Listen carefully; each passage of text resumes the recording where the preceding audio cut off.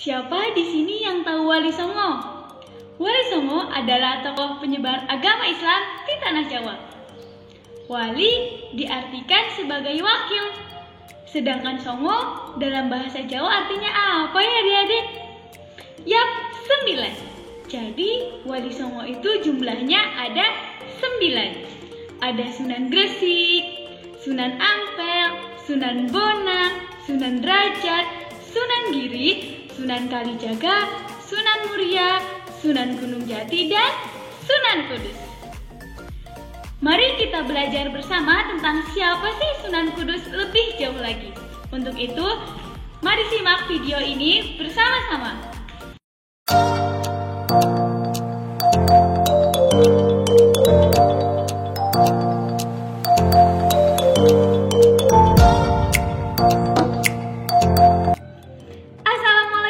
Warahmatullahi wabarakatuh adik-adik. Bagaimana kabarnya hari ini? Semoga selalu sehat dan dilindungi oleh Allah Subhanahu wa Ta'ala ya. Amin. Kali ini saya Kak Nisa selaku fasilitator Laboratorium Multimedia Pembelajaran Fakultas Ilmu Tarbiyah dan Keguruan Universitas Islam Negeri Sunan Kalijaga, Yogyakarta. Kakak akan mengajak kalian belajar mengenai sejarah kebudayaan Islam. Kira-kira materi apa ya yang akan kita pelajari? Yap, benar sekali. Kita akan belajar mengenai biografi Sunan Kudus. Kak, Sunan Kudus itu siapa sih? Penasaran kan? Untuk itu, yuk kita belajar bersama video ini. Pada video ini, bersama-sama kita akan belajar mengenai biografi Sunan Kudus. Tujuan dari pembelajaran ini supaya adik-adik dapat mengetahui riwayat dan silsilah Sunan Kudus, mengetahui kepribadian Sunan Kudus, mengetahui perjuangan Sunan Kudus, dan mengetahui nilai positif Sunan Kudus. Sunan Kudus sejatinya bukanlah asli penduduk Kudus. Beliau lahir di Al-Quds, Palestina. Lalu bersama kakeknya, ayahnya, dan teman-temannya, beliau berhijrah ke tanah Jawa untuk menyebarkan agama Islam. Poin selanjutnya yang akan kita bahas adalah silsilah Sunan Kudus. Sunan Kudus merupakan putra dari Sunan Ngudung dan Syarifah Ruhil. Beliau merupakan keturunan yang ke-24 Nabi Muhammad SAW. Adapun silsilah keturunannya yaitu ini dia.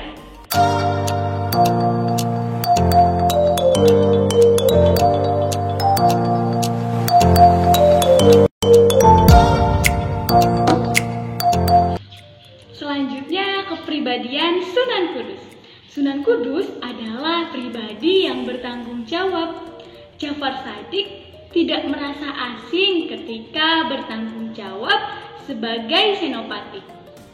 Karena ketika remaja, Sunan Kudus tidak hanya mempelajari ilmu agama, namun juga mempelajari ilmu-ilmu lain.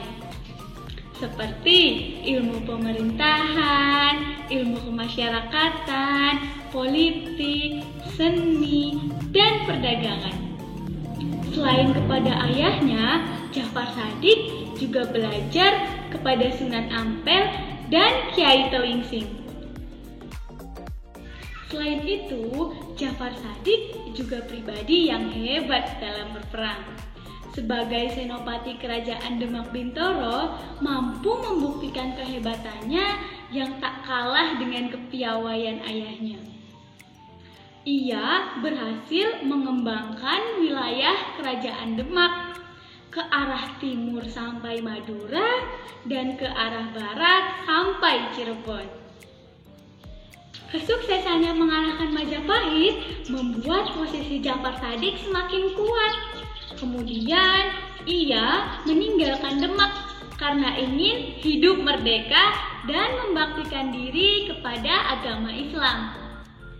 Lalu ia pergi menuju Kudus. Nah, ketika ia menginjakkan kaki, kota tersebut masih bernama Tajuk. Awalnya, Ja'far Shadiq hidup di tengah jamaah dalam kelompok kecil. Jamaah itu merupakan para santri yang ia bawa dari Demak. Lalu, setelah jamaahnya semakin banyak, kemudian ia membangun masjid. Nah, masjid yang diyakini dibangun oleh Sunan Kudus tersebut yaitu Menara Kudus, yang masih berdiri kokoh hingga kini. Masjid tersebut didirikan pada tahun 956 Hijriah yang bertepatan dengan 1546 Masehi. Selanjutnya, asal-usul nama Kudus. Mengenai asal-usul nama Kudus, bahwa Sunan Kudus pernah pergi naik haji sambil menuntut ilmu di tanah Arab. Kemudian, ia juga mengajar di sana. Konon, masyarakat Arab waktu itu terjangkit sebuah wabah penyakit yang berbahaya. Dan penyakit itu mereda berkat jasa Sunan Kudus.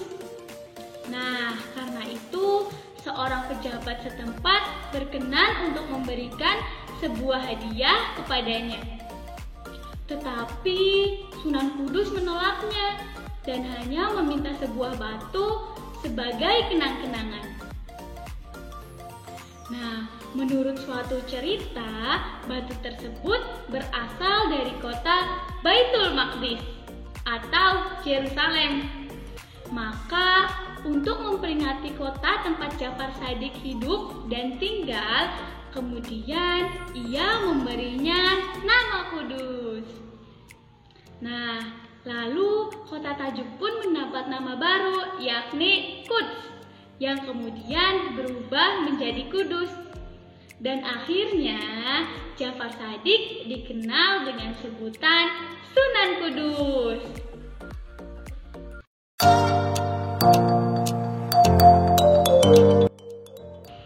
Selanjutnya, perjuangan Sunan Kudus. Yang pertama, di lingkungan Hindu. Ketika itu, masyarakat Kudus banyak sekali yang menganut agama Hindu. Maka, Sunan Kudus berusaha memadukan kebiasaan agama Hindu ke dalam syariat Islam secara halus. Misalnya, ia justru menyembelih kerbau, bukan sapi, ketika hari raya Idul Kurban. Itu merupakan suatu penghormatan Sunan Kudus kepada para pengikut Hindu. Sebab ajaran agama Hindu memerintahkan untuk menghormati sapi. Demikian pula dalam hal adat istiadat.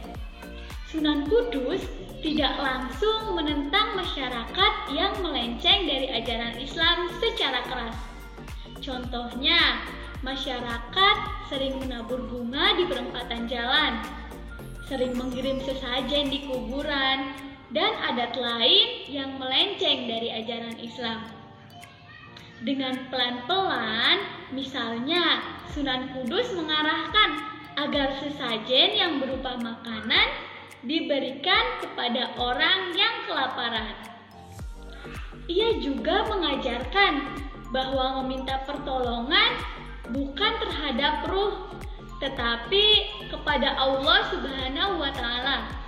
Nah, dengan caranya yang simpatik, membuat para penganut tersebut bersedia mendengarkan ceramah agama Islam dari Sunan Kudus. Sunan Kudus juga membangun Menara Kudus dengan tidak meninggalkan arsitektur Hindu. Sebab menaranya tetap menyisakan arsitektur gaya Hindu.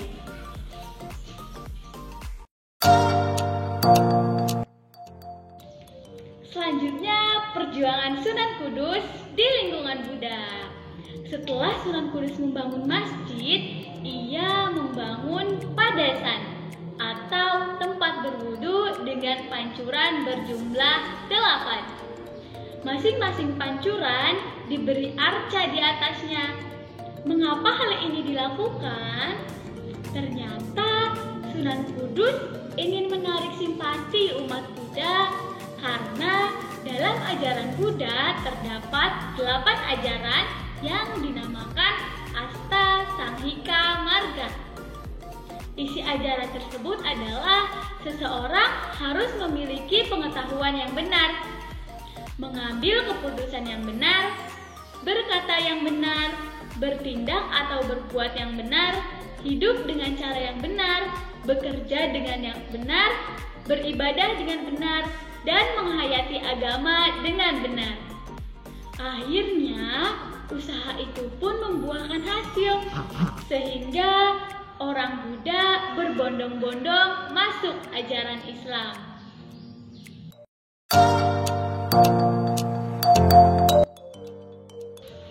Selanjutnya, nilai positif Sunan Kudus. Nilai positif yang dapat kita ambil dari Sunan Kudus adalah yang pertama, Sunan Kudus merupakan ulama yang sekaligus sebagai senopati perang. Beliau bersedia membela agama Islam dengan lisan, pemikiran, juga fisiknya. Lalu yang kedua, sikap toleransi yang tinggi terhadap penganut agama lain.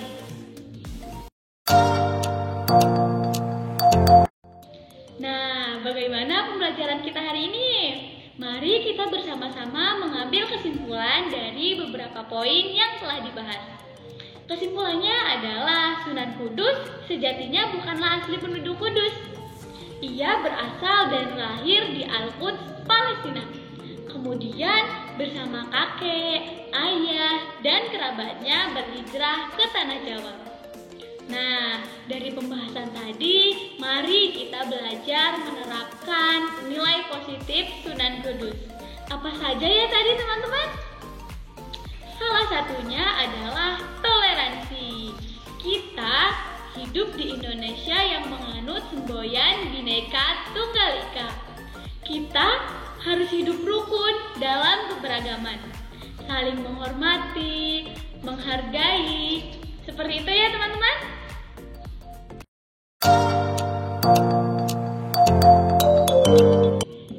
Nah, demikian penjelasan mengenai materi kita kali ini. Adik-adik tahu tidak? Belajar itu bukanlah hal yang menakutkan, apalagi yang membosankan, melainkan suatu hal yang menyenangkan, bukan? Semoga pembelajaran kali ini bisa memberikan manfaat kepada kita semua. Sampai jumpa di pembelajaran selanjutnya, adik-adik.